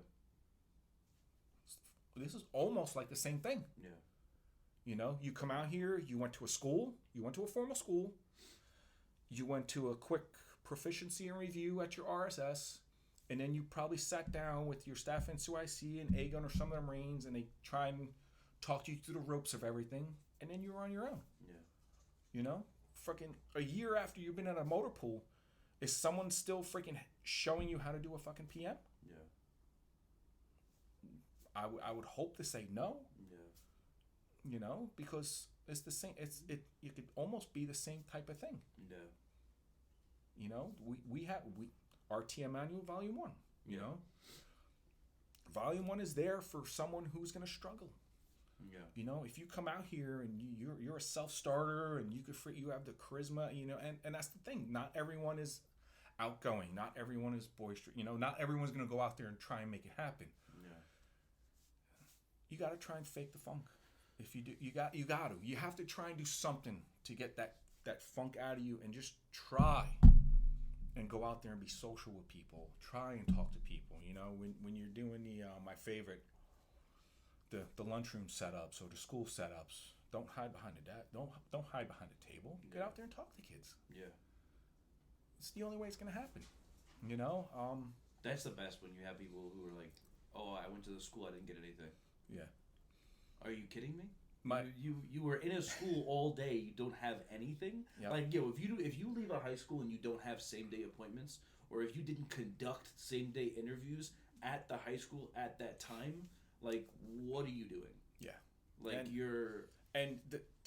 that's like walking into a grocery store and leaving with no groceries. Oh, there was nothing to get. The fun thing for me is, I live in an area where I was a staff NCOIC back in I was going to ask you that. 2004, like, 2005. Like, that's going to be so weird. Like, you were a staff NCOIC, you were the RI, you were the ARI, like, of RS New Jersey. I run into kids that I was a staff NCOIC of when they joined the Marine Corps. And now I have one, he's a fireman, and he just took the chief test, and he's like, and he says that every time I always run into him in a Wawa in the morning getting a coffee, and he's like, I fucking should have stayed. I loved it. It's like, that's, I guess, the satisfaction you get from being out here for so long, because I'm still in a community where I freaking recruited at. Yeah. Or my wife, her family lives in the area where I was actually the canvassing recruiter. Oh, wow. So every once in a while, like, I have one of the first kids I put in the Marine Corps is my sister-in-law's best friend's sister, her brother, and he's a fucking first sergeant right now. Wow. So it's like, it is a small world. Yeah. It is. And I still, like I said, I still have communication with kids I put in freaking almost 20 years ago. Like, I had a kid send me his retirement invitation. But I think that's the part that the recruiter doesn't think about. No, like, and that's something, and that's something, like, over the years when I would like I'll never forget, the first time I'm I think I was an ARI, and I walk into an RSS, and the staff NCOIC is like, hey, my staff sergeant says he knows you. I'm like, knows me? He goes, you were his staff NCOIC when he joined the Marine Corps. or you were the MEPS liaison that sent them to boot camp and freaking enlisted them, or you were this guy during this time frame. That's like Master Gunny Pat. Master Gunny Pat was the staff NCOIC when I was a poolee. Mm-hmm. He's the reason why I joined the Marine Corps. Gunny Griff was the staff NCOIC of Thomas River. And you were his again. I was the RI and he was a gunny. Or you so were you his recruiter or you were the staff? No, I was staff NCOIC. Wow.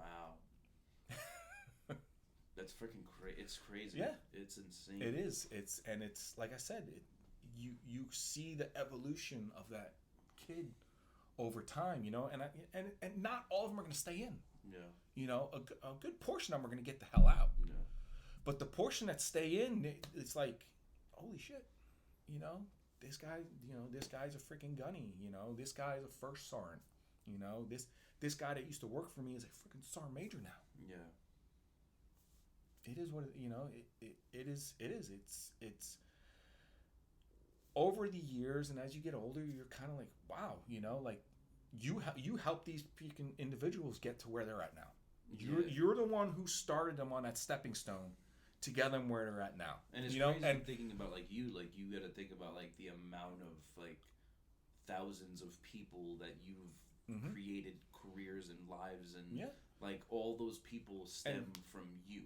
And not to mention, like, and then all the people that you've, like, as an ARI, as an RI, as a this, as a that, like, all the people that, like, just because of what you did, training or teaching or whatever, stemmed from, it's just crazy. Yeah, no, I especially when I was on a training team, I used to love going to, like, different RSSs, and Marines would be like, you were my MEP liaison, or you were this, when I was a poolee, you were yelling at me because I wasn't doing pull-ups the right way. And I'm like, was I saying anything crazy? Or, you know, I was like, I wasn't like inappropriate or being a freaking dickhead. Well, that's like last night. I did an episode with this guy from Jersey City, and we ended up starting to talk, and he came from RSS Monmouth in 2008.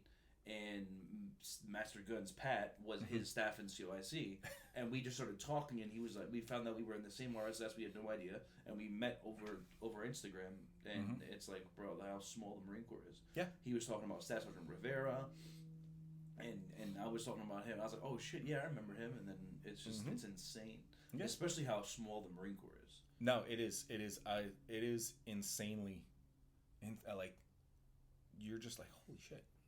Like I was what was it? 2 months ago, I was in Maryland for a beer and wine festival, and me and my wife were in line to go get some more beer, and out of nowhere, this guy like comes up and he like puts his head in my face, and he's like, "O'Brien," and I looked at him, and he's got his beard, so I'm like, he's like, MPA. I'm like, Hainer, holy shit. He was, when I was a staff NCOIC, he was the MPA here in RS, New Jersey. Wow. He got out as a sergeant, has a great, it's funny, he works for the Army. Well, that's crazy. Down in the Maryland area. It's crazy that you say that because this guy I follow, the Marine rapper, he was in the Marine Corps and he was an MPA. And his RI that was in charge of the RS that he was an MPA at hit me up on Facebook, and he was like, bro, Ray was my MPA. And I was like, wait, what? And he's like, yeah, I retired back in like 2000 or whatever. He was like, but yeah, he's like, dude, I fucking love Raymond. He was like, he's a fucking awesome dude. He was like, he was my MPA. Seeing him out here doing all this stuff with music and everything, he's like, bro, that was my guy. Yeah. It's crazy. It is. Like I said, it's insane how like small the friggin' the community, like the Marine Corps community really is. You know, like, you know, what's the chances of you going to some, you know, you're in another state at a freaking beer and wine festival. There's hundreds of people there, and you run into someone you were freaking stationed with freaking years ago. You know? Yeah. It's unbelievable. Yeah. It's crazy. So what is all this done for you now? Like what do you attribute to your success now? What do you, like, when you look back at it, what do you like, wow, like, I like thank the Marine Corps for X, Y, and Z? I want to say the biggest thing I got over the, especially like the last 10 years was probably the communication aspect of it, to where like,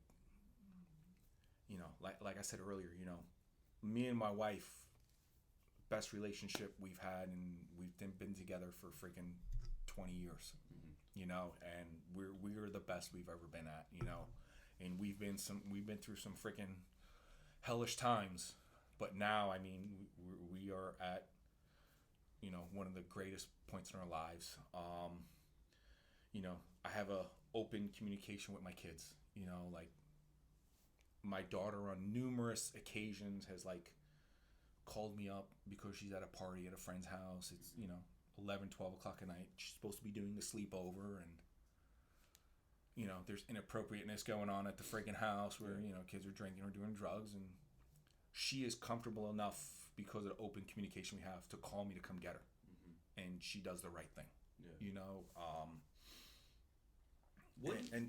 And even honest, I mean, like, my boss called me up the other night, and he was like, I want to thank you for the short time I've had you. He goes, all I hear is great things about you. He's like, everyone said you're polite, you're courteous, you're freaking. I'm just like,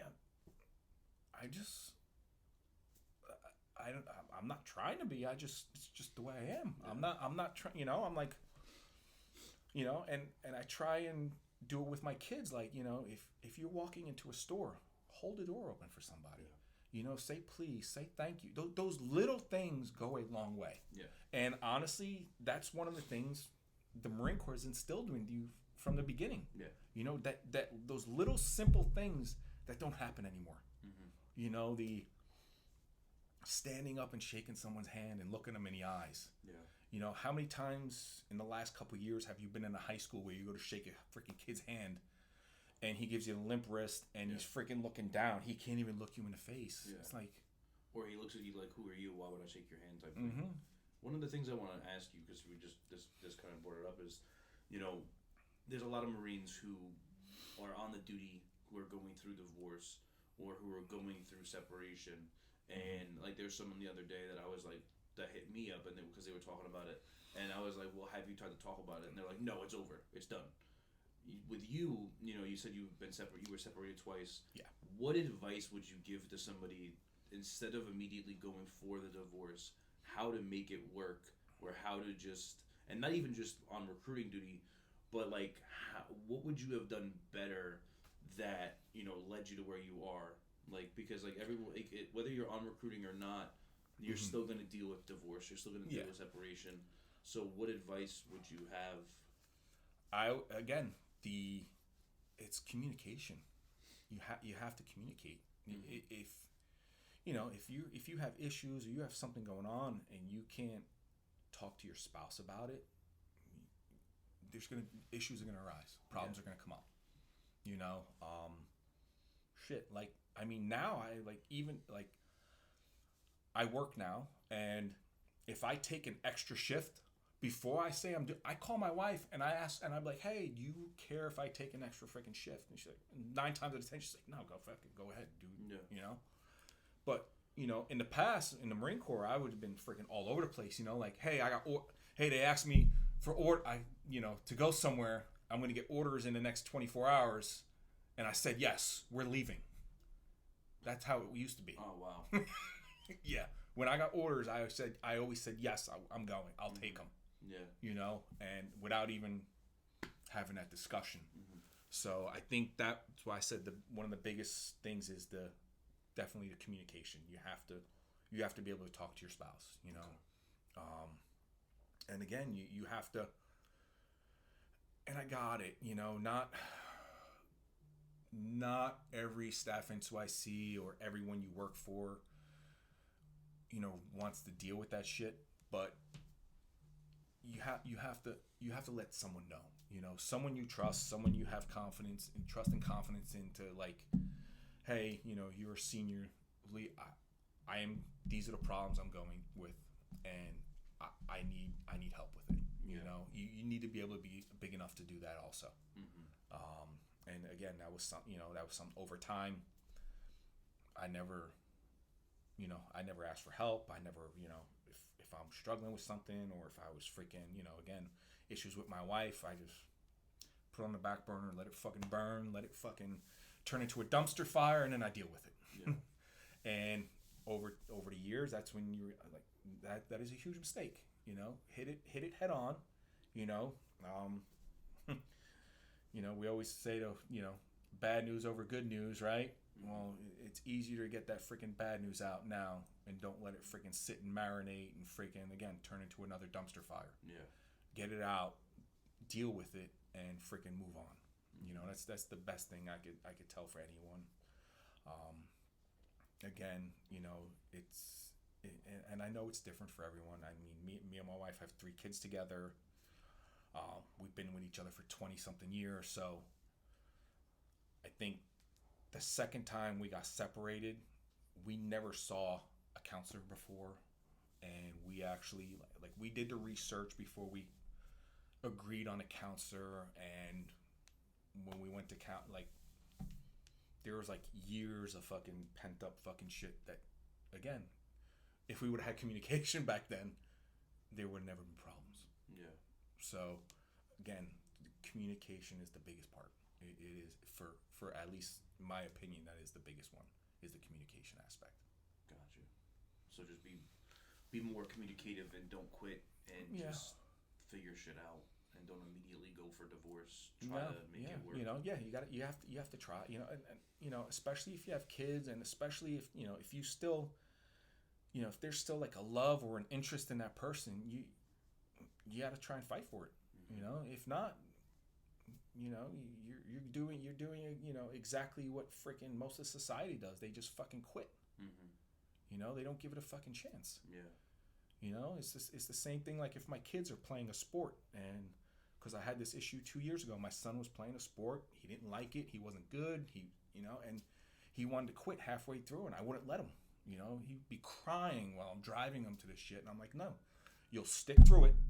You'll fucking go through the season. And at the end of the season, if you don't want to do this no more, we find a different sport.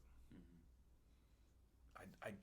I don't want that quitter mentality, because once you quit once, it becomes repetitive from there. Yeah.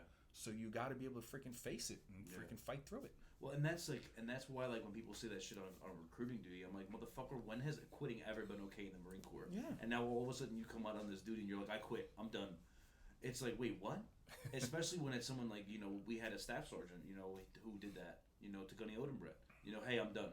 I'm out of here. And it's like, bro, what the fuck are you talking about? You're a staff NCO, and you're just going to up and quit and give up everything because of how hard a duty is? I heard they had the one guy, he checked in and then never came back. I didn't hear about that. Yeah. I was like, are you fucking kidding me? He's like, no. The guy actually checked in.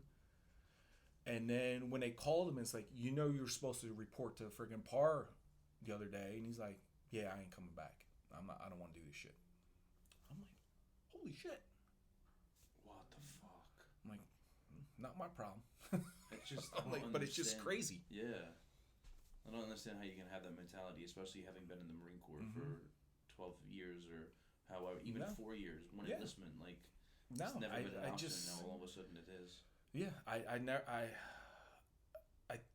that was probably one of the most difficult things to it's like I don't know how many Marines I've had to sit down and talk to that said they wanted to quit, and he's like, is that something once you do this, you're gonna do it again. You are gonna quit at something else now. Yeah. Once you do it once, it's gonna start fucking becoming easier and repetitive, and that's gonna be your fucking mission in life, is to fucking quit everything difficult that comes in front of you. I'm just gonna quit. The harder thing is to fucking fight through it and fucking make it happen. Make yourself successful through that shit. Well, and that's like right now. I don't know. The thing that I've always hated is, and I'm sure you can attest to this because you're the person who was the RI, but I hated seeing people come out of a strenuous duty like this just to get out of the Marine Corps. And it's like, bro, you just spent 3 years fighting through this. Because someone today I was talking to was like, when I'm done with this duty, I'm done with the Marine Corps. The idea that people can act like this to people, and it's like, bro, you just fought through the hardest 3 years of your life just to get out of the Marine Corps. You know what? over the years, you know, you always hear those conversations. When I'm done with this duty, I'm done. But a lot of them wind up always re-enlisting, and they go back to the fleet, and they wind up finishing their careers. For the ones though who, I would say for the most part, the ones that leave this duty normally have something lined up. Like some of them are actually very smart, and while they're out here during a lot of the events they go through and the contacts they make, they're marketing themselves, and they find something that they find something better, and they're like, this is an opportunity I cannot pass up.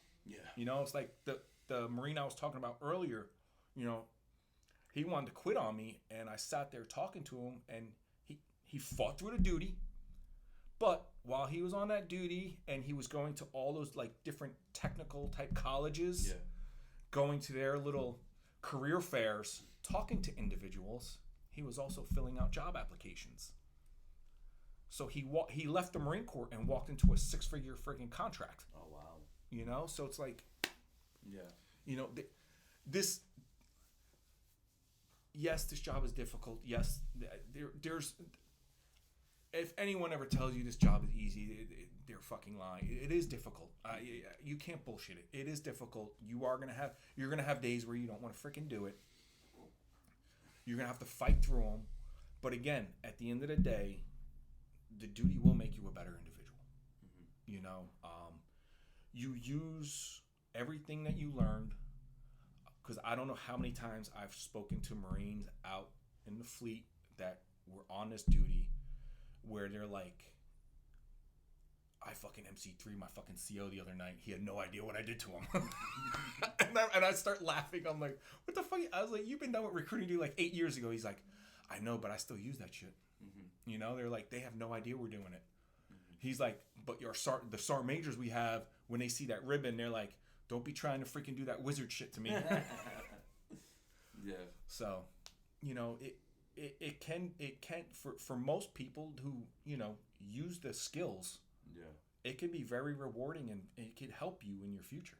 You know, it can help you with freaking, you know, you move on in your career in the Marine Corps with, you know, advancements in freaking promotions, advancements in different, you know, different technical fields that you might be in when it comes to communicating and stuff like that. And then also for later on when you get out of the Marine Corps, you know, when I was going through the retirement process, I was getting job offers for, you know, sales. Being in sales for the last 19 years is not something I wanted to do right away. You know, it's something I needed a break. And I was going to ask you that. Like, do you see yourself going back to? Right now, honestly, no. No. I think the stress and everything that my body has gone through in the last freaking 27 years. I can only imagine. It took its toll, you know. Went out, you know, going through that whole VA process and all those freaking crazy appointments. You know, the best thing about retiring and moving on, you know, is before I was on blood pressure medication. Oh, really? And now, okay, I've been retired. My cardiologist, like, I think we could. He's like, every time you come in, you're okay. So he goes, I want to take you off for a little bit and let's just see if you can maintain. You know, he's like, there is still other issues that we need to see you for, but he's like, for that we could take you off that medication. You know, and other things. You know, it's just like mainly for health reasons. I think the sales, just because, again, you know, it's the different type of personalities, and I'm one of those that if I'm gonna go into it, I'm gonna be an idiot, and I'm gonna go all in, and I don't need to put myself or my family through stress like that. Yeah. Okay. Dave. So, what would you say for anybody out there who's an RI? Like, what advice would you give them to help be the best RI possible, be the best version of themselves, help the command climate, help? Wow. That's a great question. And honestly, I think we said it early, though, like, you could have this conversation with 48 other RIs across MSgt, and this whole conversation goes differently. Yeah. You know, it's again, the different type of leadership styles, leadership traits. You know, what type of environment are they going into? Mm-hmm. You know, and that all plays a big part.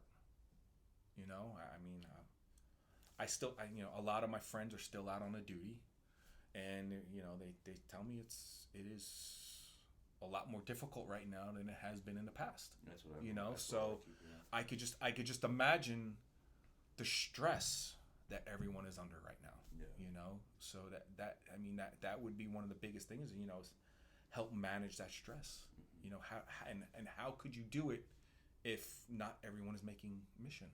Yeah. Because now you just freaking put, you know, another rock in someone's pack to make it even more difficult. Yeah. So yeah, that is right now. I would say that is a very difficult question to try and answer. Yeah. Because again, what type of environment and situation are you in? Mm.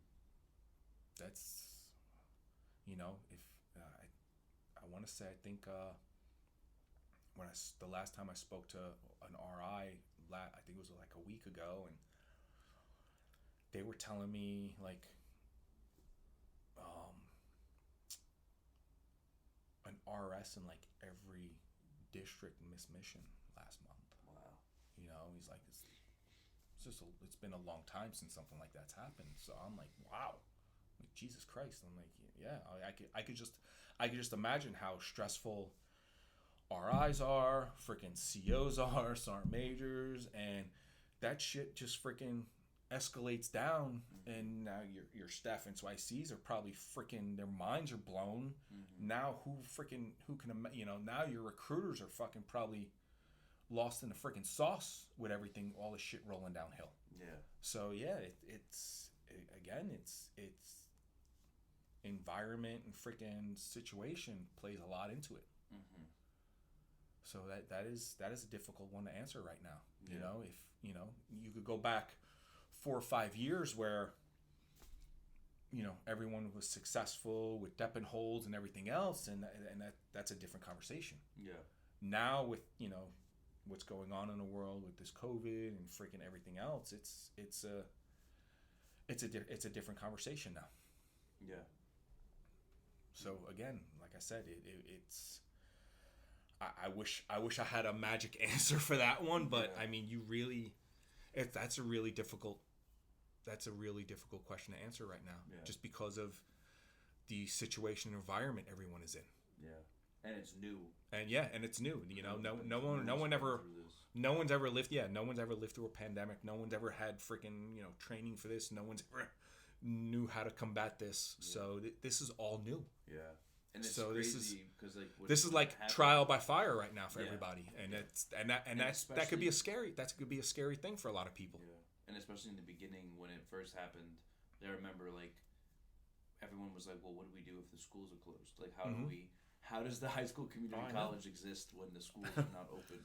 I know because this thing pushed my first retirement date. Oh yeah, because I couldn't get my.